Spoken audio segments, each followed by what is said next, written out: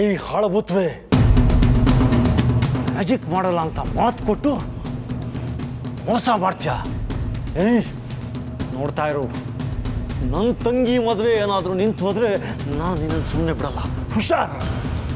ಏನ್ ನೋಡಪ್ಪ ನೀವು, ನಾನು ಏನ್ ಮ್ಯಾಜಿಕ್ ಮಾಡ್ರೆ ಇದನ್ನೆಲ್ಲ ಬೀಳ್ಸಿತ್ತ ಎತ್ತಿರ್ತಾ ಇದ್ದೆ ಅಷ್ಟೇ. ನಾನು ಸುಳ್ಳು ಹೇಳಲ್ಲ, ಪ್ರಾಮಿಸ್, ನಾನು ಮ್ಯಾಜಿಕ್ ಮಾಡಿಲ್ಲ ದೊಡ್ಡಪ್ಪ.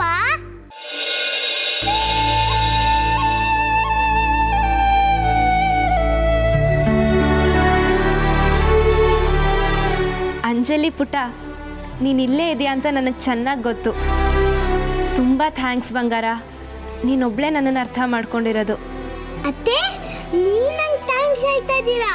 ನನಗೆ ಯಾರು ಮೆಹಂದಿನೇ ಹಾಕಲಿಲ್ಲ. ಅತ್ತೆ, ನೀವು ತುಂಬ ಮುದ್ದಾಗಿ ಕಾಣ್ತಾ ಇದ್ದೀರಾ. ಸರಿ, ಇನ್ನೂ ಮದುವೆ ಕೆಲಸ ಇದೆ, ನಾನು ಬರ್ತೀನಿ, ಆಯ್ತಾ ಅತ್ತೆ?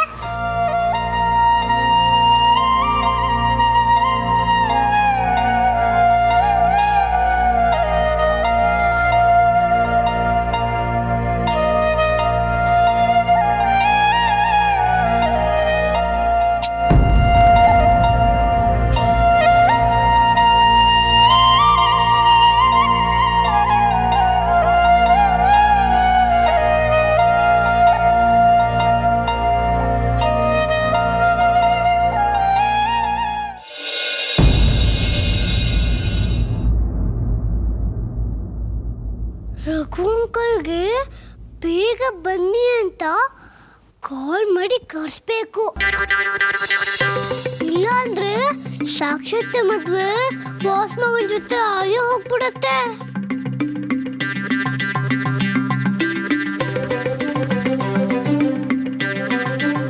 ಹಂಗೆ ಪ್ಲೀಸ್ ನೀನ್ ಮತ್ತೆ ಫೋನ್ ಆಗ್ಬಿಡು, ಪ್ಲೀಸ್ ಪ್ಲೀಸ್ ಪ್ಲೀಸ್.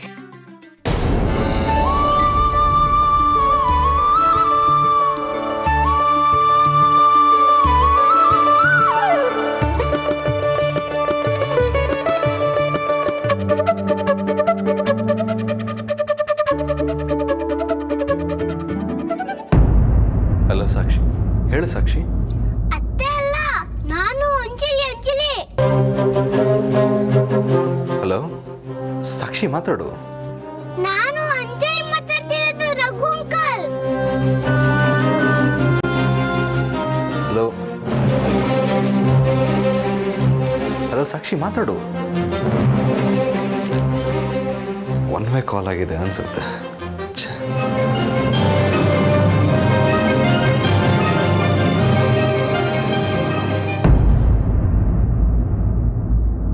ಅಯ್ಯೋ, ಇದೇನಪ್ಪ, ರಘು ಅಂಕಲ್ ನಾನು ಮಾತಾಡೋದು ಕೇಳಿಸ್ಲೇ ಇಲ್ಲ. ಏನ್ ಮಾಡೋದೀಗ?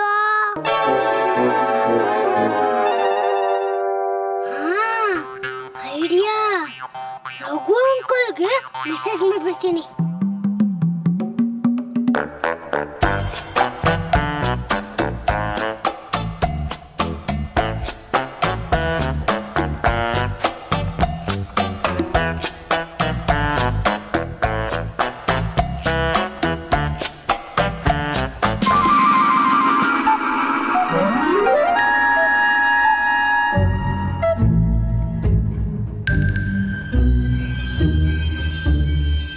ಅಯ್ಯಯ್ಯೋ, ಇದು ಜೈ ಕರ್ನಾಟಕ ಅನ್ಸುತ್ತೆ. ಮನೆ ತುಂಬ ನೆಂಟರು ಬಂದಿದ್ದಾರೆ. ಫೋನ್ ಹೀಗೆ ಗಾಳಿಲಿ ಸುಯಿ ಅಂತ ಹಾರಾಡೋದು ನೋಡಿದ್ರೆ ಎಲ್ಲ ಹೆದರ್ಕೊಂಡು ಓಡೋಗ್ಬಿಡ್ತಾರೆ. ಮೊದಲು ಹೋಗಿ ಆ ಲಡ್ಡುನ ಕರ್ಕೊಂಡು ಬರಬೇಕು.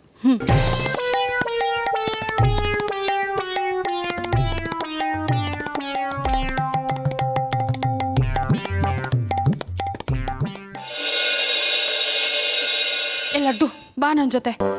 ಏನ್ ಜಿಲೇಬಿ ಆಂಟಿ, ನಾನು ಅಂಕಿತ ಗೋರಂಟಿ ಹಾಕ್ತಾ ಇದ್ದೀನಿ. ನೀನು ಅಂಕಿತಾಗೆ ಆಮೇಲೆ ಗೋರಂಟಿ ಹಾಕಿವಂತೆ. ನೀ ನನ್ನ ಜೊತೆ ಬಾ, ಕೆಲಸ ಇದೆ. ಏನಂತ ಅರ್ಜೆಂಟ್ ಕೆಲಸ? ನೀನ್ ಬಾ ನನ್ನ ಜೊತೆ, ಹೇಳ್ತೀನಿ. ಕೊಡು ಅವಳಿಗೆ. ಏ ಅಂಕಿತ, ಇದನ್ನ ನೀನೇ ಹಾಕೊಳ್ಳೆ. ಬಾ. ಅಯ್ಯೋ ಬಾಯ್. ಅಯ್ಯೋ ಬಿಡು ಜಿಲೇಬಿ, ನಾನು ಎಲ್ಲಿ ಕೇಳ್ಕೊಂಡು ಹೋಗ್ತಿದ್ಯಾ? ನೋಡಲ್ಲಿ.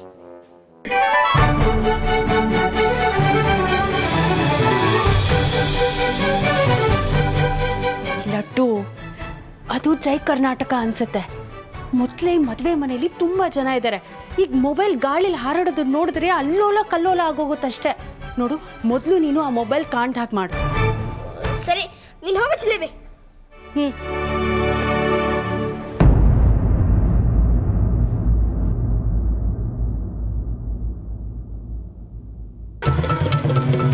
ಈ ಫೋನ್ ಹಿಡ್ಕೊಂಡು ಇಲ್ಲೇನು ಮಾಡ್ತಿದ್ಯಾ? ರಘು ಅಂಕಲ್ಗೆ ಮೆಸೇಜ್ ಮಾಡ್ತಾ ಇದ್ದ, ಯಾಕೆ ಕಿತ್ಕೊಂಡೆ? ತಲೆ ನೆಟ್ಟಿಗೆ ರಘು ಅಂಕಲ್ ಅಂತಾನೆ ಬರೆಯಕ್ಕೆ ಬರಲ್ಲ, ಇನ್ನು ಮೆಸೇಜ್ ಬೇರೆ ಮಾಡ್ತಾಳಂತೆ.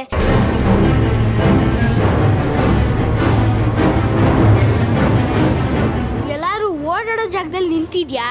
ಯಾರಾದರೂ ನಿನ್ನ ಫೋನ್ ಹಿಡ್ಕೊಂಡಿರೋದು ನೋಡಿ ಭೂತ ಅಂತ ಓಡೋಗಲ್ವಾ? ಎಲ್ಲರೂ ಓಡಾಡೋ ಜಾಗದಲ್ಲಿ ನಿಂತಿದ್ಯಾ? ಯಾರಾದರೂ ನಿನ್ನ ಫೋನ್ ಹಿಡ್ಕೊಂಡಿರೋದು ನೋಡಿ ಭೂತ ಅಂತ ಓಡೋಗಲ್ವಾ?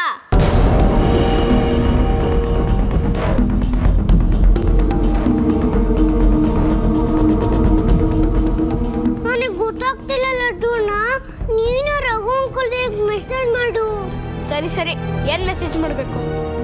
ಬೇಗ ಬಂದ್ಬಿಡಿ, ಅತ್ತೆ ಮದುವೆ ಶುರು ಆಗ್ಬಿಟ್ಟಿದೆ ಅಂತ ಮೆಸೇಜ್ ಮಾಡು. ಅಲ್ಲ, ರಘು ಅಂಕಲ್ ಬಂದ್ರೆ ಆಯ್ತಾ? ಅತ್ತೆ ಮದುವೆ ಮಾಡ್ಸೋಕ್ಕೆ ದೊಡ್ಡಪ್ಪ ಮತ್ತೆ ಮನೆಯವರೆಲ್ಲ ಒಪ್ಬೇಕಲ್ಲ.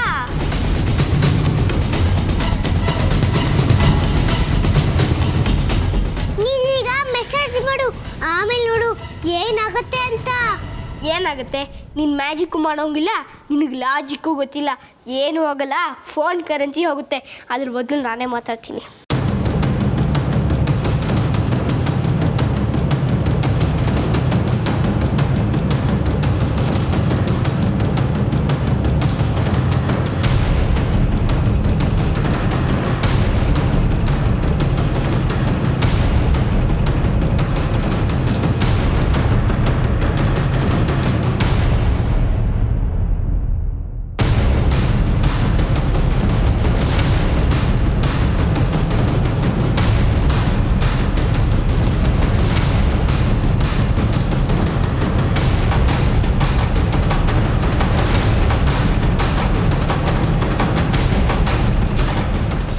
ಎಲ್ಲ ಕಮಲ್, ನಿನ್ನ ಹುಡುಗಿನ ತೋರಿಸ್ತೀನಿ ಅಂದರೆ ತೋರಿಸ್ಲೇ ಇಲ್ಲ. ಯಾಕೋ ಅಷ್ಟೊಂದು ಅರ್ಜೆಂಟು? ತೋರಿಸ್ತೀನಿ. ಎಂಗೇಜ್ಮೆಂಟ್ ಅಂತೂ ಸೀಕ್ರೆಟಾಗಿ ಮಾಡಿಕೊಂಡೆ, ಸದ್ಯ ಮದುವೆಗಾದ್ರೂ ಕರೆದಿಯಲ್ಲ. ಗ್ರ್ಯಾಂಡಾಗಿ ಎಂಗೇಜ್ಮೆಂಟ್ ಮಾಡಿಕೊಂಡು ಪಾರ್ಟಿ ಕೊಡೋಕೆ ನಿಂಗೇನೋ ಕಮ್ಮಿ ಆಗಿತ್ತು. ನನ್ನ ಐಡಿಯಾನೂ ಅದೇ ಇತ್ತು, ಆದರೆ ಸಿಚುವೇಶನ್ ಬೇರೆ ಥರ ಮಾಡ್ತು. ಈಗ ಮದುವೆಗೆ ಬಂದಿದ್ರಲ್ಲ, ನಿಸ್ಸಂಕೋಚವಾಗಿ ಏನು ಬೇಕೋ ಅದನ್ನು ಕೇಳಿ ಎಂಜಾಯ್ ಮಾಡಿ. ಅಣ್ಣ, ಒಂದು ನಿಮಿಷ. ಎಕ್ಸ್ಕ್ಯೂಸ್ ಮೀ, ಈಗ ಬಂದೆ.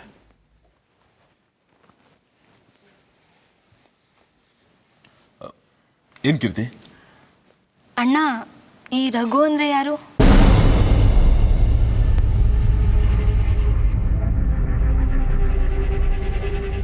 ರಘುನ? ಯಾವ ರಘು? ನಂಗೆ ಗೊತ್ತಿದ್ರೆ ನಿನ್ನ ಹತ್ರ ಯಾಕೆ ಕೇಳ್ತಿದ್ದೆ?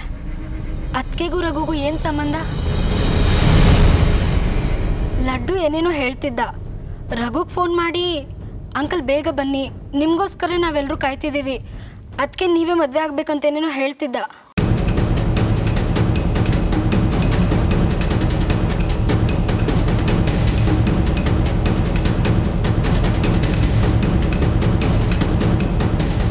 ಅಣ್ಣ, ಏನು ಯೋಚನೆ ಮಾಡ್ತಿದ್ಯಾ?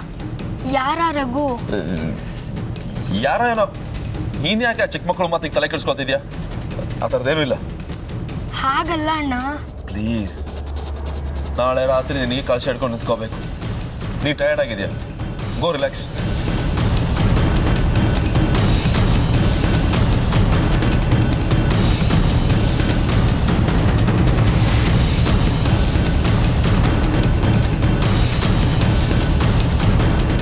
ಬನ್ನಿ ಫ್ರೆಂಡ್ಸ್, ಒಂದು ರೌಂಡ್ ಹೊರಡೋಣ. ಬರೀ ರೌಂಡ್ಸಾ ಇಲ್ಲ ಏನಿಲ್ವಾ? ಎಲ್ಲ ಇದೆ, ಬನ್ನಿ, ಲೆಟ್ಸ್ ಗೋ.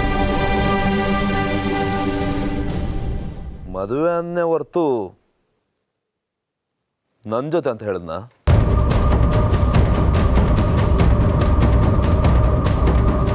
ಸರ್ ಏನು ಹೇಳ್ತಿದ್ದೀರಾ ನೀವು? ಹೆಸರಾಗು, ನಿಮಗೆ ಸರ್ಪ್ರೈಸ್ ಕೊಡಬೇಕು ಅಂತಾನೆ ನಾನು ನಿಮಗೇನು ಹೇಳಿಲ್ಲ. ನಾಳೆ ಸಾಕ್ಷಿ ಜೊತೆ ಹಸೆಮಣೆ ಮೇಲೆ ಕೂತ್ಕೊಳ್ಳೋದು ನಾನಲ್ಲ, ನೀವು. ಸರ್ ಎಸ್, ತುಂಬ ಎಕ್ಸೈಟ್ ಆಗಬೇಡಿ. Control control control. ನಾಳೆ ನಿಮ್ಮ ಸಾಕ್ಷಿ ಮದುವೆ, ಅದಕ್ಕೆ ನಾನೇ ಪುರೋಹಿತ ಆಗ್ಬೋದಾ? ಸರ್ ಇದು ನಿಜನೋ ಕನಸು ಒಂದು ಗೊತ್ತಾಗ್ತಿಲ್ಲ. ಕನಸಲ್ಲ, ನಿಜ, 100% ನಿಜ.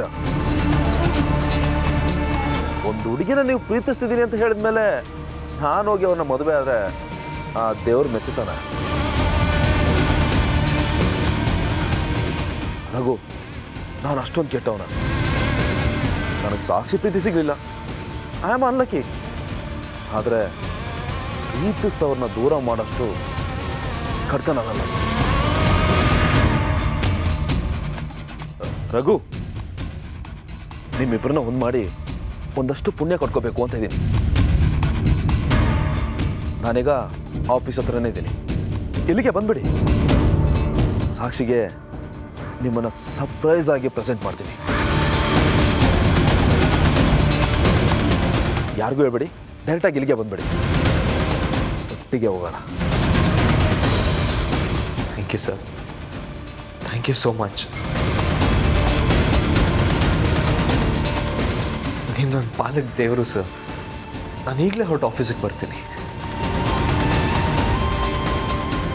ಈ ಕಮಲ್ ಏನು ಮಾಡ್ತಿದ್ಯಾ ನೀನು? ಏನು ಮಾಡ್ತೀನಿ ಅನ್ನೋದು ಪಾರ್ಟ್ 2.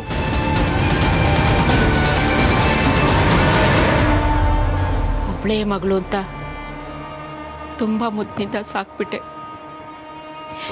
ತಾನು ಹೇಳಿದ್ದೆ ನಡಿಬೇಕು ಅನ್ನೋ ಕೆಟ್ಟ ಹಠ ಅವಳಿಗೆ. ದೊಡ್ಡ ಮನೆ ಸೊಸೆಯಾಗಿ ಹೋಗ್ತಾ ಇದ್ದಾಳೆ.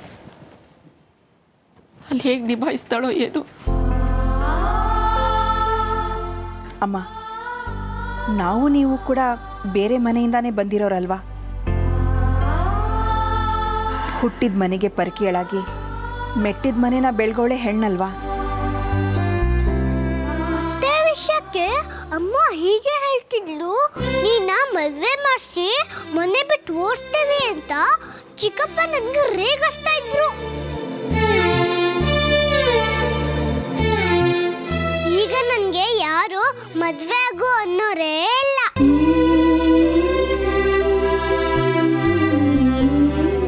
ಸದ್ಯ ಈಗ ನನಗೆ ಹೇಳೋ ಕಷ್ಟ ಇಲ್ವೇ ಇಲ್ಲ.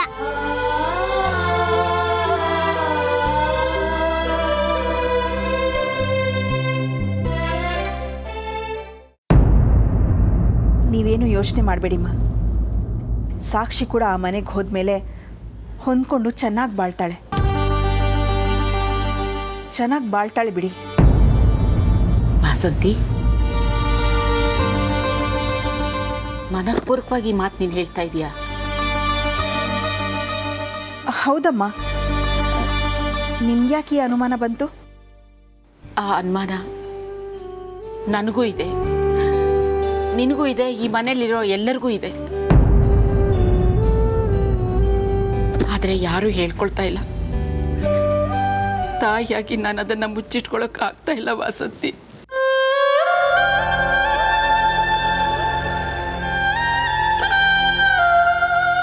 ವಾಸಂತಿ, ಇವಳು ಎಲ್ಲ ಹೆಣ್ಮಕ್ಳ ಥರ ನಾವು ನೋಡಿದ ಹುಡುಗನ್ನೇ ಮದುವೆ ಆಗಿದ್ದಿದ್ರೆ ನಾನು ಇಷ್ಟೊಂದು ಯೋಚನೆ ಮಾಡ್ತಾ ಇರಲಿಲ್ಲ. ಆದರೆ ಇವಳು ಪ್ರೀತಿ ಪ್ರೇಮ ಅಂತ ತಲೆ ಕೆಡಿಸ್ಕೊಂಡಿದ್ದಾಳು. ಇಷ್ಟನೇ ಇಲ್ದಿರೋ ಆ ದೊಡ್ಡ ಕುಟುಂಬದ ಜೊತೆ ಇವಳು ಹೇಗಿರ್ತಾಳೋ, ಹೇಗೆ ನಿಭಾಯಿಸ್ತಾಳೋ ಅನ್ನೋ ಭಯ ನನ್ನ ತುಂಬ ಕಾಡ್ತಾ ಇದೆ. ಇನ್ನು ಈ ಕಣ್ಣಲ್ಲಿ ನಾನೇನು ನೋಡಬೇಕೋ ಏನೋ. ದೇವರೇ, ಸಾಕ್ಷಿಗೆ ಯಾಕಪ್ಪ ಇಂಥ ಬುದ್ಧಿ ಕೊಟ್ಟೆ? ಒಬ್ಬಳೇ ಮಗಳು, ಅವಳ ಗಂಡ ಅವಳ ಸಂಸಾರ ಅಂತ ಚೆನ್ನಾಗಿರ್ಲಿ ಅಂತ ನಾನು ಅದೆಷ್ಟು ಆಸೆ ಪಟ್ಟಿದ್ದೆ.